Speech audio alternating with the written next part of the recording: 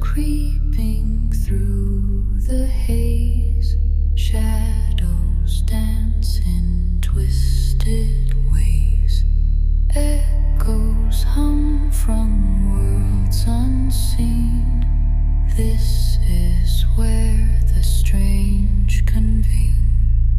Step into the unknown mind, secrets hidden, twist and bind, truths that linger in between. Welcome to the spectral stream. All right, so we're diving deep today, and you, our listeners, have sent us on a really interesting journey this time. We're going back in time, actually, to the early 1900s, and we're going to be exploring this, this book. This book is called Modern Spiritism, and it was written by J. Godfrey Rupert, and it was published in 1904. This book is kind of a critical examination, of the spiritistic movement that was starting to gain some serious traction at the time, like at the turn of the 20th century. And it really looks at, the claims that they were making, the nature of the movement itself, and the kind of teachings that were coming out of it. Yeah, absolutely. And, for you, our listener, who's always looking to, really understand something quickly and thoroughly, this deep dive into Rupert's work, I think, gives you a pretty unique look at how, a really serious observer from back then saw this, this captivating and often debated subject, right? Mm-hmm. So our mission here is to kind of unpack the main arguments and observations that Rupert makes about modern spiritism, to hopefully give you a solid understanding of this kind of historical perspective. So let's just dive right in. I mean, right off the bat, Rupert acknowledges something pretty interesting, right? He says that there are these abnormal phenomena that actually do occur in the presence of certain people, under certain conditions. And these are things that science and the natural laws, at least as they understood them back then, couldn't really explain. Yeah, and that's a really key point to start with, right? He's not just dismissing everything out of hand as being fake, He's actually saying, look, there's something happening here that we don't really understand from a purely scientific point of view. Right. He's recognizing that there's something interesting going on. And what's more, he emphasizes that a lot of these happenings, they weren't just in people's heads, They seem to have an objective quality to them, and it was almost as if they were being directed by some kind of outside intelligence, something external. Exactly, precisely. And he's not just relying on anecdotal evidence, stories and rumors. Rupert points to this patient and prolonged research of men of note. And that includes, some really well-respected experimenters and scientists. And a lot of them actually started out as total skeptics, which, makes it even more interesting. It does, yeah. It gives this idea that something tangible was actually being observed and documented, and it was being done by people who were taking it seriously, not just, sensationalists or anything. Right. It really lends a certain weight to the whole thing, doesn't it? He even quotes this professor of astronomy, this guy from Cambridge, who was no longer alive at the time, obviously, but this professor felt that the evidence, the testimony surrounding all these phenomena was so strong, it was so compelling, that if you didn't accept the facts, you would basically have to question the validity of any human testimony, period. I mean, that's a pretty bold statement, don't you think? It really speaks to the sheer volume and the consistency of all the reports that were coming out at the time. Oh, absolutely. Yeah. It's a huge statement. And then kind of building on this whole idea of taking a scientific approach to it, Rupert brings in the perspective of this guy, Dr. Frederick H. Van Eaton. Now, Van Eaton was a Dutch scientist, and he argued that the scientific community kind of had an obligation to investigate these things, these strange occurrences, if only to make sure that their existing theories and explanations weren't being totally contradicted or undermined by these unexplained events. Yeah. And what I find really fascinating here is that Van Eaton, he kind of made this distinction between what he called physical phenomena and psychical phenomena. And he was very clear that he was mainly focusing on the psychical aspects, the stuff like knowledge and communication that seemed to be happening outside the realm of the normal senses. And what's really interesting is that he found that all the serious researchers, the people who had really dedicated time and energy to studying this stuff, they all agreed on one thing.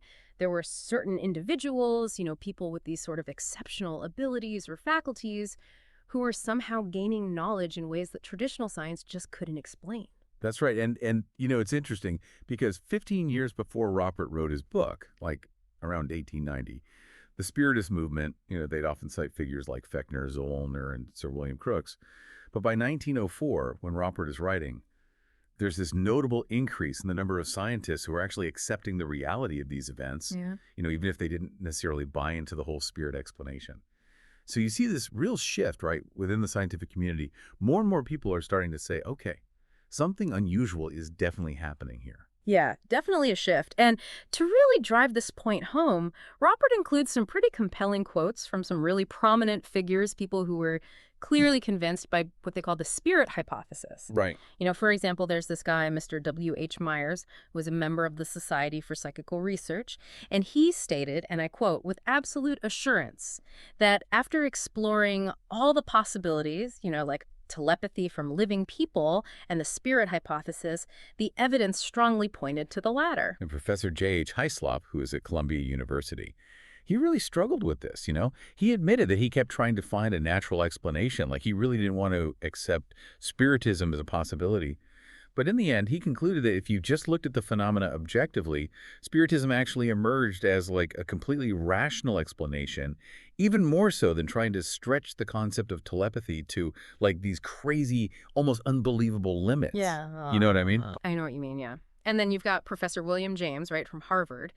He famously said, "The thunderbolt has fallen," which was his way of saying that he was done with purely material explanations. Like, he had a major shift in thinking. And his white crow, as he called her, was this Mrs. Piper, a medium whose trances seemed to reveal knowledge that she couldn't have possibly known through normal means. He admitted that he didn't know where this knowledge was coming from, but he felt like he had to acknowledge it, like he couldn't just ignore it. So what Robert is doing here is he's painting this picture of serious scientists, really smart people grappling with these phenomena that they just couldn't dismiss, even if they couldn't quite explain them within the existing scientific frameworks. Right. But then he goes deeper. He starts talking about the specifics of these phenomena, like he wants to really break down what people were seeing and experiencing. He does. And one of the most striking things he describes are these materialized beings. And here he highlights the detailed observations of Sir William Crookes, specifically regarding Katie, who's this materialized form, and the sensitive Miss Cook. And this is where it gets really interesting. So Crookes, using a phosphorus lamp in a controlled environment, he observed Katie very carefully, very meticulously on 3 separate occasions. And here's the key. While he was observing Katie, he was simultaneously holding Miss Cook's hand, the sensitive. And this was really important because it allowed him to be absolutely sure that he was seeing an actual physical entity, not just some hallucination or something.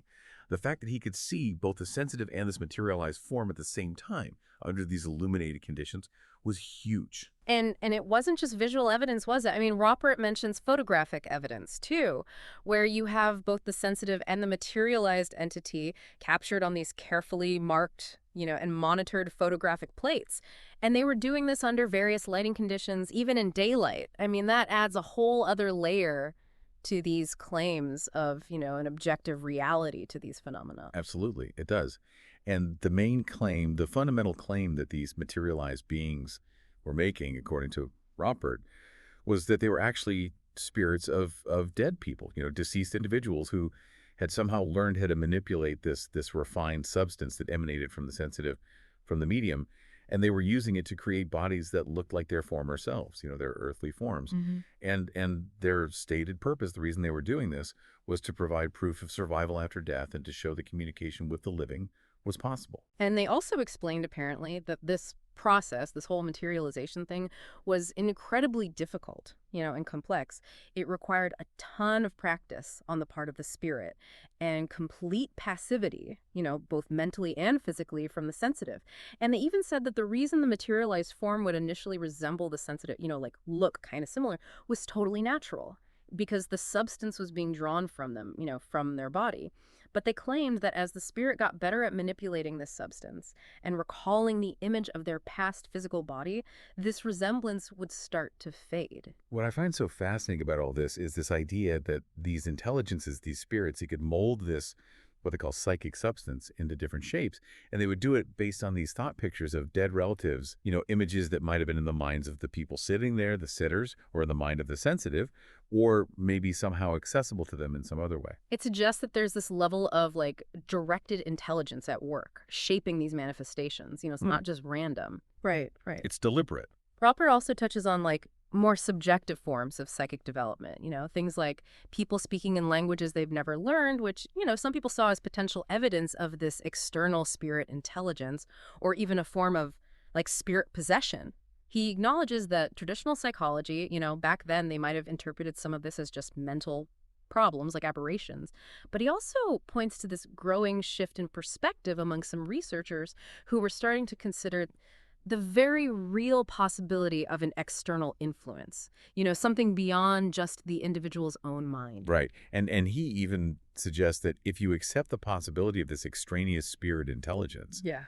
then think about it, a mental asylum, that environment would actually be the worst possible place for a sensitive person. Oh, wow. Yeah. And misdiagnosing their condition could have really, really serious consequences. He even proposes that in extreme cases where the subconscious mind seems to be acting beyond conscious control, that the individual's mental equilibrium could be permanently damaged.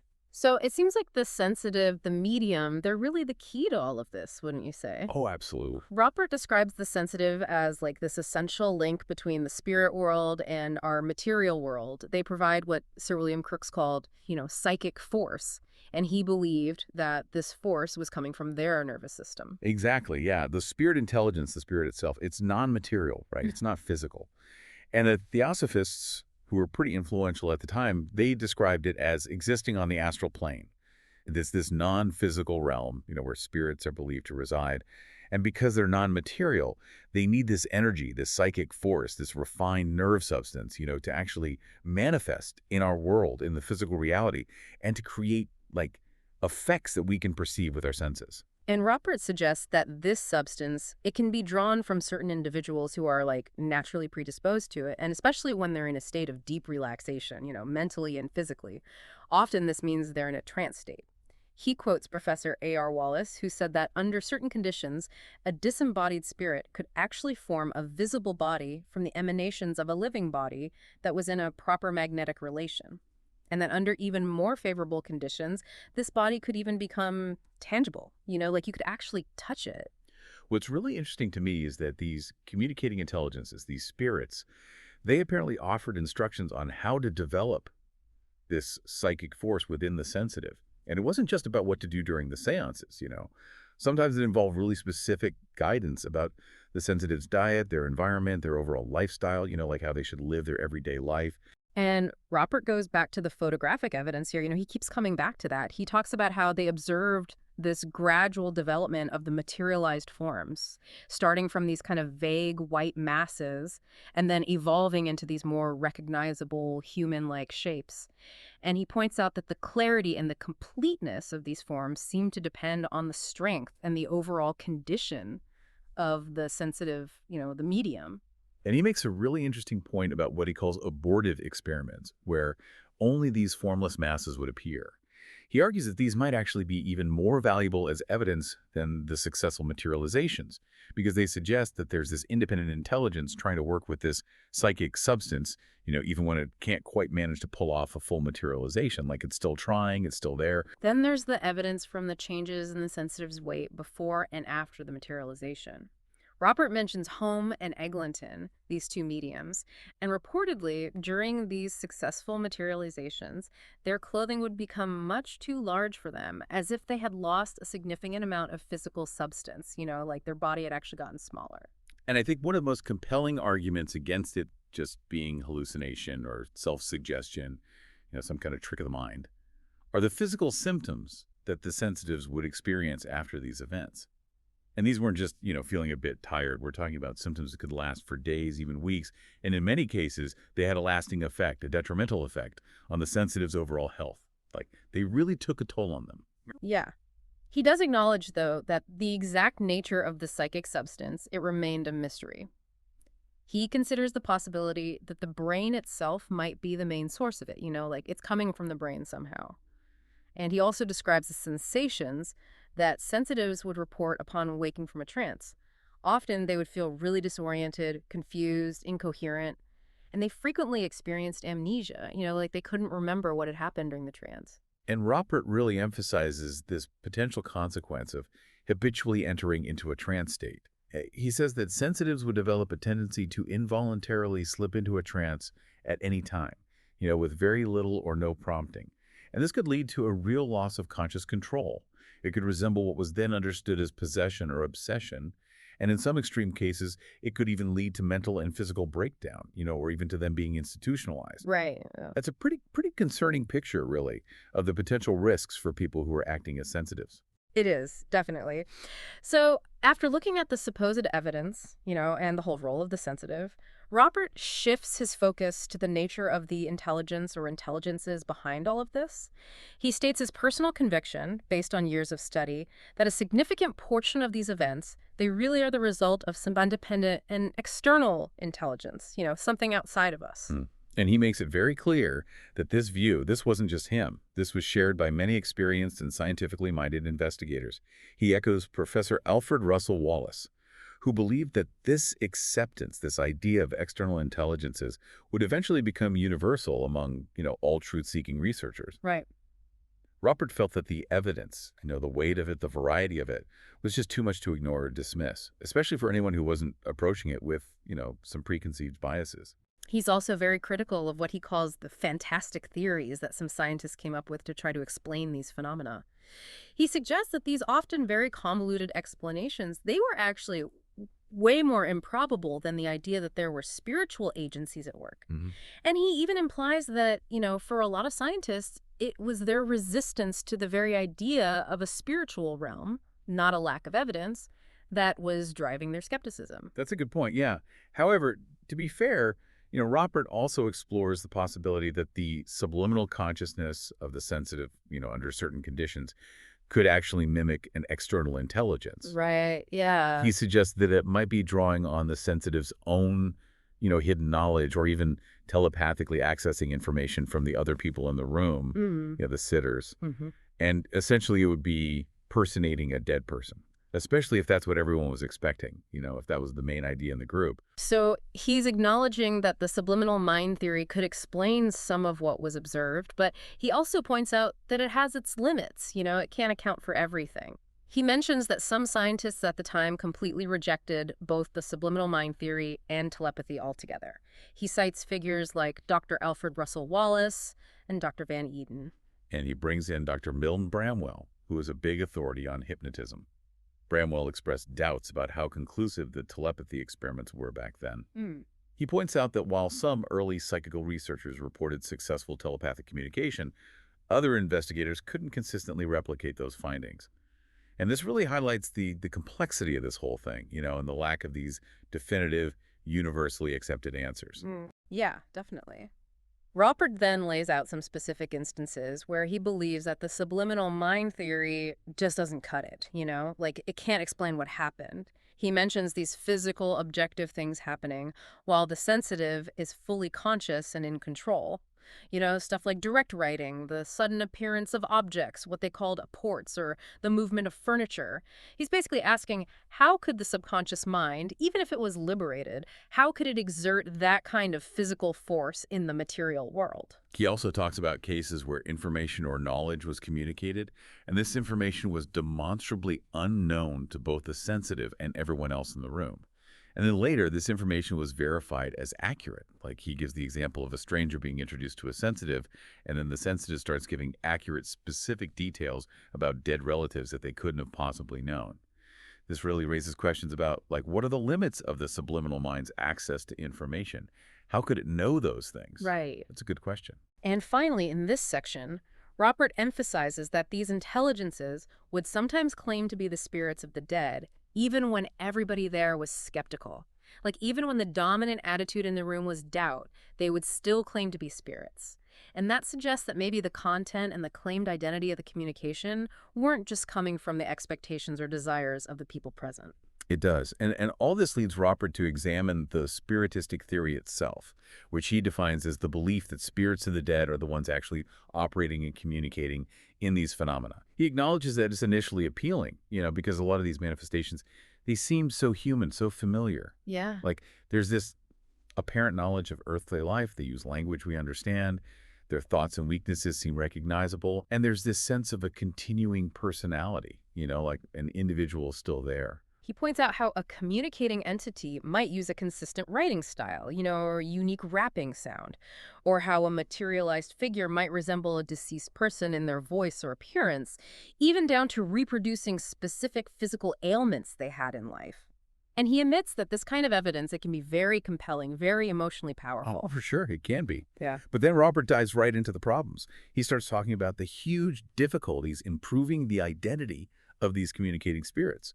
And he points out that this was a major issue, even within the Spiritist movement itself. Yeah, he gives examples of inconsistencies, like misattributed quotes or incorrect diagnoses. And these were often explained away as being due to the limitations of the medium or maybe the altered state of the spirit communicating, like they're not quite themselves. He quotes Professor Newbold, who observed this unaccountable ignorance on things that a deceased person should logically know about. Stanton Moses himself wrote about how incredibly difficult it was to get accurate information and the sheer volume of contradictions they encountered. Mrs. Sidgwick, she noted that these inconsistencies really undermined any claims of a consistent identity. And Professor Purdy often found the answers he got to be evasive and trivial. Yeah, and the case of Mrs. Piper's main control, this entity that called itself Dr. Finuit, is a really good illustration of this. While he sometimes gave genuine knowledge, even details that only the deceased person could have known, he also showed limitations. And he had a tendency to get caught up in trivial matters, as Professor William James himself observed. And then there's the whole thing with the supposed communication from Mr. W. Stanton Moses after his own death, which is presented as this major failure to prove his identity. Robert suggests that this implies that either the communicating entity was just pulling information from the minds of the living, or that the controls who communicated through him during his life weren't who they said they were. And that has some pretty big implications for the credibility of the whole spiritistic movement, doesn't it? It does. And Robert emphasizes that this problem with establishing spirit identity, it wasn't just in England, it was everywhere. He quotes Mr. Aksakov, who was a former Russian minister of state. Aksakov was initially very interested in Spiritism, but he apparently came to a pretty critical conclusion about the spirit hypothesis. It was based on these same inconsistencies, the inability to reliably prove who's communicating. Interesting. So he then goes on to talk about this tendency of communicating intelligences to, as he puts it, strut in borrowed plumes. They would often claim to be famous historical figures, but then fail miserably when they were tested on even basic knowledge. And he circles back to the idea of the sensitive's liberated subliminal mind, their subconscious, as a possible source for these impersonations. And he says that it's often fueled by what the people at the seance are expecting or hoping for, their own desires. Yeah, and Robert stresses that if you're really paying attention, if you're being objective, you'll often notice flaws and inconsistencies in these impersonations, the little things that don't quite add up with what you know about the deceased person. And he mentions Mrs. Sidgwick's observation that even when a control swears up and down that they're who they say they are, they make these guarantees, their statements can still end up supporting information that's demonstrably false. Right. Mrs. De Morgan, she's quoted as saying that these resemblances, they're never perfect. They're more like fragments, impressions, rather than this convincing overall portrayal of the person. So while spiritists had their explanations for these inconsistencies, they would blame the limitations of the medium or the altered state of the communicating spirit. Robert also presents alternative explanations. He mentions Professor Sir Oliver Lodge's suggestion that maybe these are just partial manifestations of the deceased personality, like we're not getting the full picture. And Dr. Frederick H. Van Eden, he had experiences where there were errors in details that the deceased person should have absolutely known. And this really made him think the personation was happening. He even noted that the errors were often in details that he himself wasn't aware of. Interesting. And Robert points out this suspicious pattern that he noticed, where the initial communications would often only contain information that the experimenter already knew. He then raises this very logical question. He says, look, if the main goal of these intelligences is to prove life after death and to enlighten humanity, why don't they just offer clear, undeniable proof of their identity right from the start, while the mystery and the vagueness? A good question. And this failure to do so, he says, really suggests that maybe they're not able to, they can't actually prove who they are. Yeah. And then Roper brings in another argument against the spiritistic theory, and it's based on the moral character of these communicating intelligences. He details all these instances of deception, outright lies, cruelty, and the manipulation of people's emotions by impersonating their loved ones. I mean, that's pretty messed up. It is, yeah. He talks about this disturbing pattern where you have these seemingly moral, uplifting communications, and then suddenly the mask drops, and the entity is revealed as this malevolent, deceptive force. He even mentions cases where people were harmed. They suffered moral and physical ruin, and some even ended up needing to be institutionalized because of their interactions with these intelligences. He suggests that maybe the ultimate goal for some of these entities is to completely control the sensitive, to dominate them. And he cites some pretty disturbing testimony about the negative consequences of this spirit communication stuff. People would experience mental confusion, weakness, physically. In mediums, they would often become like slaves to the controlling forces, totally under their thumb. Yeah. He quotes Dr. Forbes Winslow, who observed that there were a lot of people in asylums because of their involvement with the supernatural. That's pretty scary. And finally, in his critique, Roper tackles the contradictory nature of the teachings that were coming from these intelligences. They were talking about these big questions like the nature of God, the soul, immortality, the afterlife. And what's interesting is that they were giving all these conflicting answers. He mentions Dr. William Potter, who compiled all these different, often contradictory spirit teachings. He brings up the case of Stainton Moses again, and specifically Stainton Moses' own controls, these entities that call themselves Imperator, Rector, and Doctor. And their teachings during Moses' life, they actually contradicted what Moses himself came to understand about spirit life after his own death, which he communicated through other mediums. And that really shows how unreliable these communications can be, even when they're coming from supposedly high-level entities, and even on the most important spiritual matters. And Roper concludes by noting this strange silence from these high intelligences when it comes to giving any practical guidance for holding safe and effective seances. Like they're not really helping people out with the how-to. So after this deep dive into Ropert's modern spiritism, it's clear that the study of this movement back in the early 1900s, it was filled with complexity and contradictions. It's not a simple thing. And while the idea of talking to the dead, it was and still is obviously very appealing to a lot of people, Ropert's examination shows just how hard it is to prove those claims and the potential dangers that might be lurking there. It really does. And this historical exploration, it leaves us with some big questions to think about, for you, our listeners. What do these early observations and criticisms mean for our beliefs and practices today when it comes to mediumship and communicating with spirits? Have we really addressed the challenges and inconsistencies that Roper was writing about over a century ago? It's something to consider. It's a topic that continues to fascinate and sometimes divide us. It does. It definitely does. Well, thank you for joining us on this deep dive into this really interesting historical perspective. We hope it's given you some valuable insights into this fascinating and enduring subject.